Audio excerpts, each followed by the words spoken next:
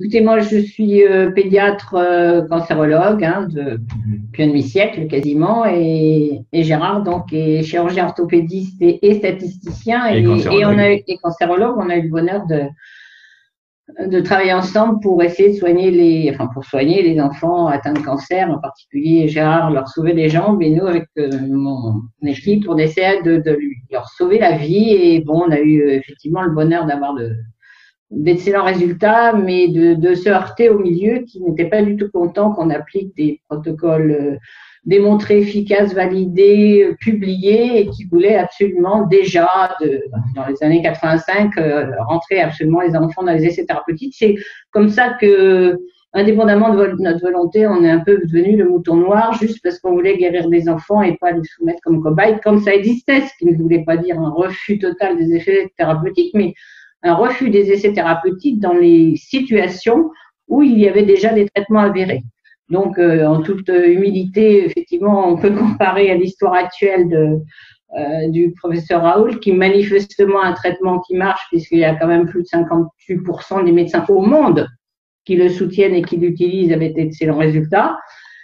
Mais comme effectivement, ça empêche de rentrer les gens dans des essais thérapeutiques avec des drogues d'ailleurs dont on sait déjà qu'elles ne marcheront pas parce qu'elles ont déjà été étudiées en Chine ou aux États-Unis, mais ça fait rien, il faut continuer parce que effectivement le projet c'est de vendre le Remdesivir à 4 500 € la dose et alors que le protocole Raoult coûte 12 €. Comment voulez-vous qu'il fasse effectivement qu'il ne les fasse pas hurler les bénéficiaires de Big Pharma? C'est quand même très très triste parce que en France, on a sûrement perdu beaucoup de gens parce qu'ils n'ont pas été traités, puis dans des souffrances atroces. Rentrez chez vous, je vous entendais l'autre jour dans une vidéo, effectivement, quel médecin peut imaginer de dire ah vous toussez là, vous allez vous aggraver. Alors rentrez chez vous, toussez tranquillement et vous appellerez quand vous aurez la détresse respiratoire dont on sait qu'un bon nombre ne sortiront pas.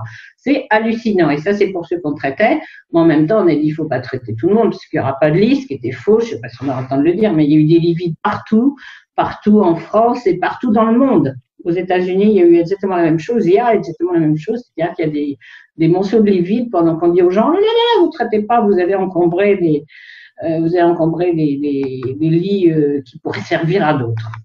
Donc voilà, donc notre combat il s'illustre complètement dans l'affaire actuelle, c'est toujours la même chose, c'est les médecins, les cliniciens qui ont envie de soigner les gens versus les gens qui veulent faire des essais thérapeutiques au bénéfice de la soi-disant recherche, au bénéfice de Big Pharma, plutôt plus souvent avec ses affiliés qui sont évidemment un certain nombre non seulement de médecins, mais de politiques, évidemment.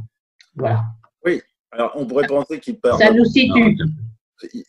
On pourrait penser qu'il part d'un bon sentiment, mais en fait, on s'aperçoit que c'est du pipeau, puisqu'il n'y a aucune de ces études qui ne sort. Aujourd'hui, l'étude Discovery est débutée, je crois, début mars. Là, la pandémie se termine et il n'y a toujours rien. Et c'est quand même une étude européenne. Ensuite, il y a eu, j'arrive plus à les compter, moi, le nombre d'études qu'il y a. Il n'y a aucune étude. Pendant ce temps-là, avec l'hydroxychloroquine et l'azithromycine, le docteur Raoult, il a sauvé des vies. D'autres médecins ont utilisé des macrolides et des C3G, ils ont sauvé des vies et on leur tape dessus. Par contre, on ne tape pas du tout dessus à tous ces gens qui ont voulu faire des études qui ne mènent à rien et qui ont laissé tuer des gens. Ce sont eux qui sont au pouvoir quand même, le comité scientifique évidemment le conseil scientifique de Macron évidemment bourré de gens avec des conflits d'intérêts avec ces laboratoires. Donc ce sont les représentants de Big Pharma pour 9 sur 11 et le 10e étant Raoult qui a démissionné et le 11e généraliste. Voilà. Donc vraiment c'est un vrai souci. Alors, au moment où on parle de déconfinement, moi, je voudrais rappeler quand même, faire le bilan réel des vies gâchées par le confinement et en particulier rappeler que par rapport aux gens qui n'étaient pas confinés, le confinement a augmenté à la fois le taux d'infection et le taux de mortalité. Alors, je me permets de vous présenter une diapositive qui reflète exactement l'état de l'OMS, ce que l'OMS donne, qui compare un pays qui a confiné à la française, c'est la Belgique, le confinement policier, tout le monde est enfermé chez soi, ensemble, infecté, non infecté. Et puis les Pays-Bas, qui, eux, n'ont à peu près rien fait. Ils se sont contentés de fermer les lieux de promiscuité et de demander à leurs citoyens d'être responsables, c'est-à-dire de s'isoler spontanément chez eux lorsqu'ils étaient malades. Et là, on voit que ne rien faire comme aux Pays-Bas, enfin se reposer sur la confiance dans les citoyens, est beaucoup plus efficace sur le risque d'infection que le confinement policier à la française, qui a été réalisé en Belgique. Les courbes, vous voyez, ce qui est intéressant, c'est que l'augmentation du risque d'infection a démarré à peu près 10 à 15 jours après le confinement. Avant le confinement, Belgique et Pays-Bas avaient le même taux ou à peu près les mêmes taux d'infection.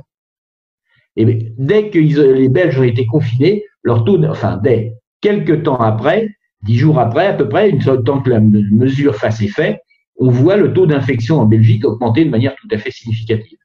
Donc ceci montre que le confinement, loin de protéger la population, augmente le taux d'infection dans la population.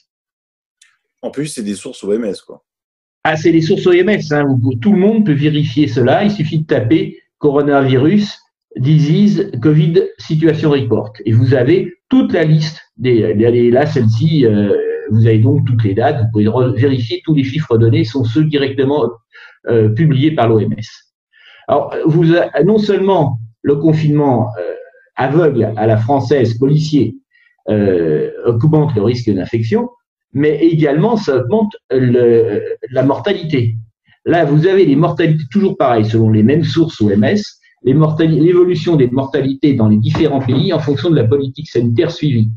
Vous avez la Belgique, l'Espagne, l'Italie, la France qui ont fait le confinement à la chinoise, totalitaire, policier, brutal, et à côté l'Allemagne qui n'a pas fait de confinement, mais qui a fait une séparation des personnes saines et des personnes infectées ou porteuses de virus. Et vous voyez que l'Allemagne arrive en mai avec 84 morts par million d'habitants, alors que la Belgique arrive à 692 morts par million d'habitants.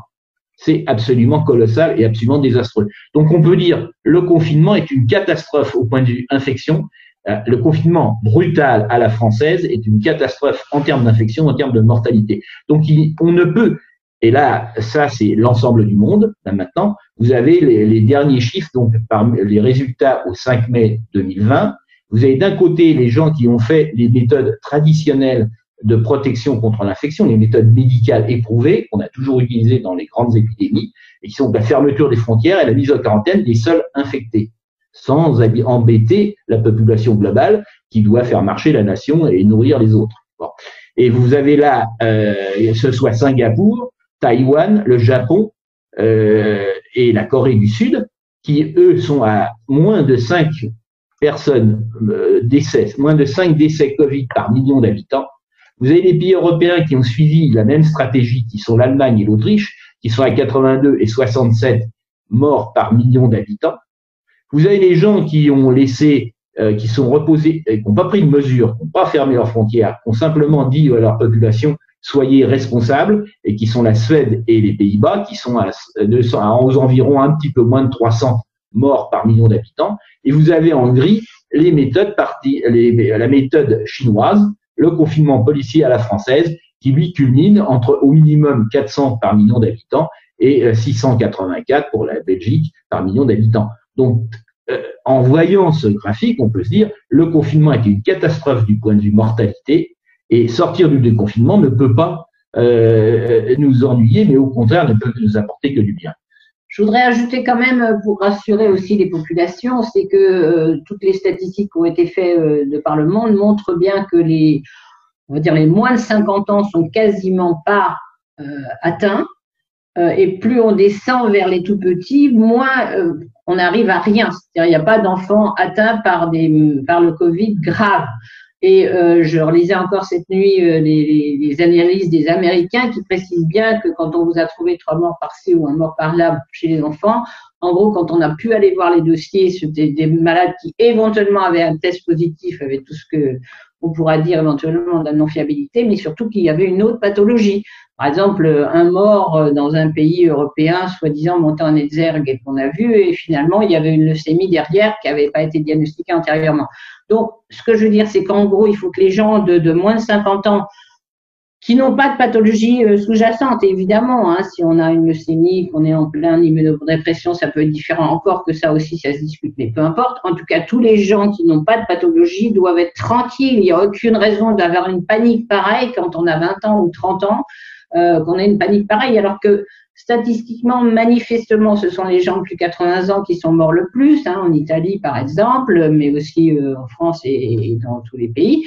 Et donc, c'est les plus de 80 ans qu'on n'a pas aidé, il faut dire en plus. Donc, il y a sûrement eu beaucoup plus de morts qu'il aurait dû y en avoir, mais quand même, c'est des gens qui devaient mourir dans les années à venir, peut-être pas dans les 6 mois ou pas dans les mois, mais qui avaient, si dans les mois, parce qu'effectivement, il y avait beaucoup qui avaient des grosses pathologies, hein, hypertension sévère, obésité, diabète, on a tout ça. Bon, ça a été répété, mais ça n'a peut-être pas été répété suffisamment en disant que les autres n'avaient pas de risque.